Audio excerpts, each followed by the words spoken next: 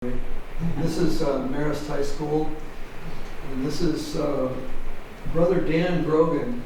Came to Eugene, Oregon when he was in his 20s with a couple of other brothers from New York. He'd never been west of the Mississippi. And they said, okay, here's what you're going to do. You're going to go out to this place called Oregon. He's looking on the map, where the hell's Oregon? And start a high school. So he came out and worked with architects, lived in a little trailer house while he was designing and building Marist High School. And so they wanted to honor him. And I said, yeah, that's great. You have a picture of him? And they said, no, we have him. I said, great. Where is he? And they brought him out. He flew out from Florida, and I made him stand in his cassock and with his cross. Because when he showed up, he was dressed like me in sneakers, you know. I said, oh, no, you need the outfit. So he did. We got to be really good friends. He's now in his 90s. He's still going strong. And I got a great sense of humor. A great guy. So we have Marist. We got Brother Dan Grogan, founder, and we have a student and one of their teachers who did this. There's a fourth piece off the side too. And then Ken Kesey is Mount Pisgah Memorial. This piece has gotten the most publicity of anything I've ever done, partly because of Kesey's name. But there was a write-up about it in the New York Times, so that's that is, and it actually made Chicago Tribune and LA Times, so they all kind of ran the same story. This is the piece that he's looking at. And it's an interesting piece because it has a chronology of Oregon geologic history. You see the full moon up there, but it also marks the solstice here, and it marks the summer and winter solstice, both sunrise and sunset. And it sits at the very summit of Mount Pisgah, which is this sort of geologic feature in the middle of it sits between Eugene and Springfield. It's a couple thousand acres park that they have. It's really beautiful hiking trails, 35 miles of hiking trails. Before I put it in, 30 people, the parks did a survey, 30 people were hiking to the top. And today, 30 years later, 1,000 people a day hike to the top. And now it's gotten to be a problem because people are coming from long distances, and they think the number's going to double in the next 10 years. So they're doing a plan to try to figure out how to keep it from being totally turned off. So back to the Mount Pisgah one. The Mount Pisgah piece. Yeah, you just created that. That was all your idea. The solar, the solstice, and everything. Yeah. Okay. Yeah, pretty much. Yeah. You know, I worked with some people at the.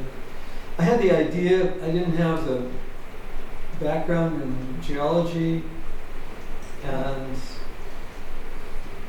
so I worked with some folks at the university.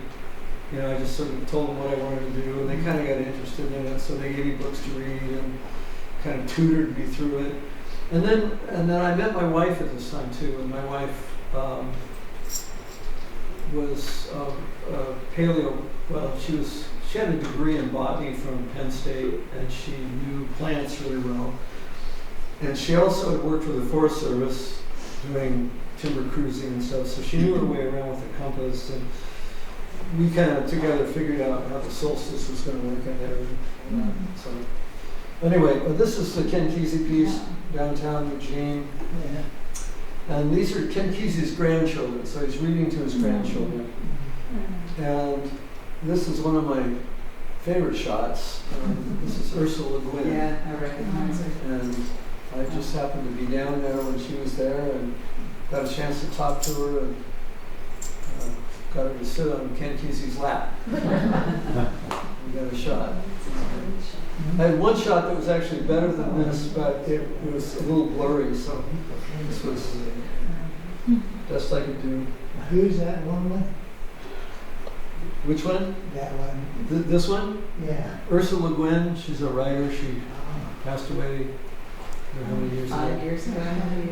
Is it longer? Science fiction writer. Really great Yeah. stuff. He wrote The Handmaid's Tale. No. And then this is Rosa Parks, and when I had a friend, Brian Lanker, who did a book called I Dream a World, which was famous black women through American history, the ones that were still living anyway. And when he heard that I had the commission to do Rosa Parks for the bus station, he showed up at my doorstep with a portfolio of about 45 photographs that he had taken of Rosa Parks. He stayed with her for a month, photographing her for the book. And I had shots of Rosa Parks from just every angle imaginable. And it was a great. I mean, there's quite a few photographs that are online, but what I got from Brian was unreal. And there she is at the bus station. It was the first public sculpture of Rosa Parks. And I couldn't believe that. All the others of Rosa Parks were in museums. And this was the first one that was publicly used. I didn't know that until I was informed. NAACP called me and told me that. It's the first one, so it's kind of cool. And this is a library project. This is the Medford Jackson County Public Library.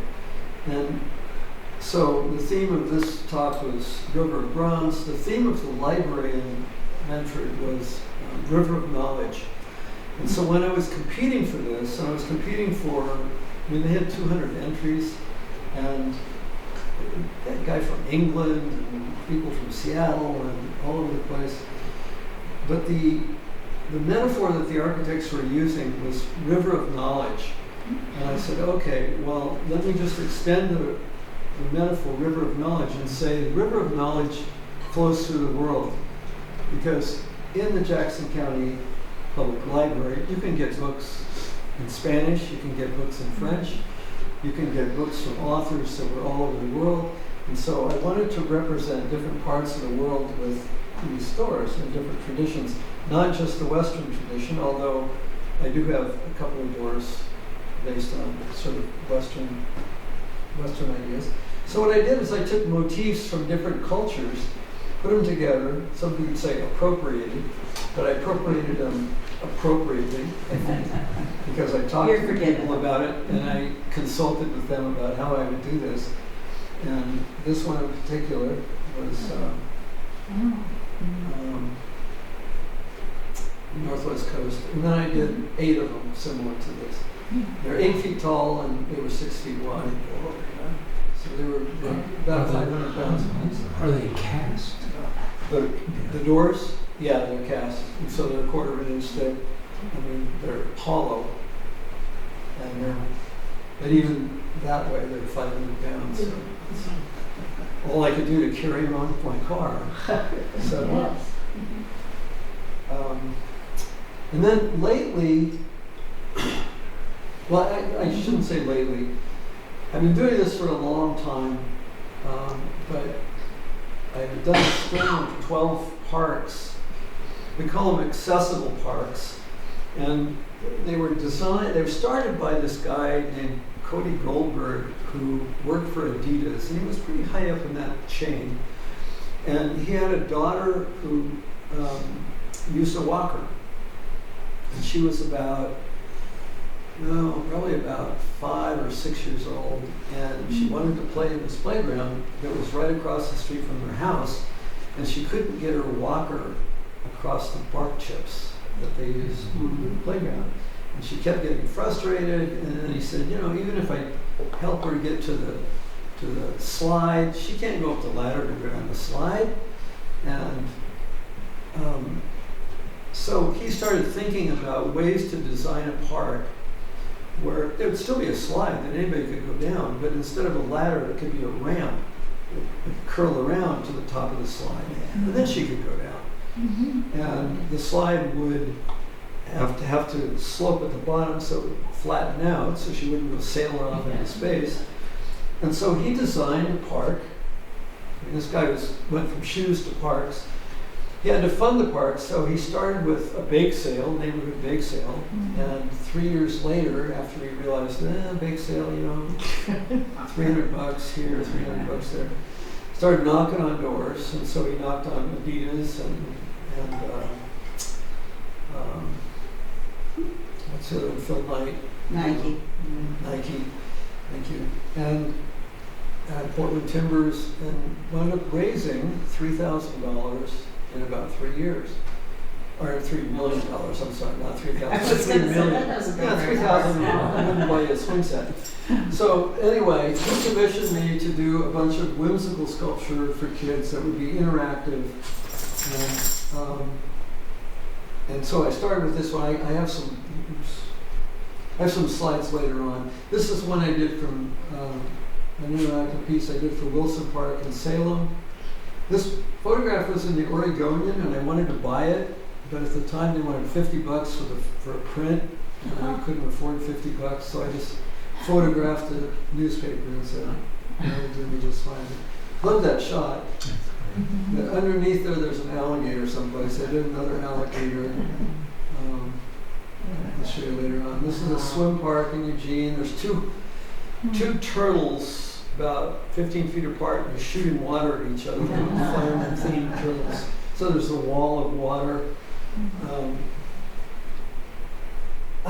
Funny story about this one, though. I got to tell you, when you work with architects spend like a year designing something, and then at the last minute,